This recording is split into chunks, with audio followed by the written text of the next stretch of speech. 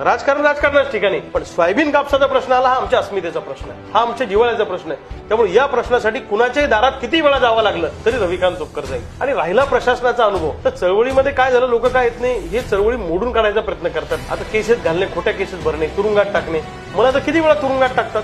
आताही त्यांचा डाव आहे की मला 1 वर्ष तुरुंगात ठेवायचं प्लॅन सुरू आहे पोलीस प्रशासनाचा. ज्या आंदोलनामध्ये आमच्यावर केसेस झालेल्या आहेत त्याच्यातल्या बेल रद्द करा, जमानती रद्द करा, यांच्यापासून समाजाला धोका आहे. म्हणजे 2 नंबरवाले मोकळे राहिलेच चालतात, गुंडागर्दीवाले मोकळे राहिलेच चालतात, पण आंदोलन करून हे लोकांना हुशार करतात, लोकांना शहाणं करतात. म्हणून आम्ही तुरुंगात पाहिजे. 1 वर्ष नाही, तुम्ही आम्हाला 10 वर्ष तुरुंगात टाका, फासावर चढवा, पण शेतकऱ्याची बाजू घेणं आम्ही सोडणार नाही. आणि अलीकडच्या काळात बोलणं हीच क्रांती झालेली आहे. आम्ही खरं बोलतो ना. सामान्य लोकांना हुशार करणं चूक आहे का?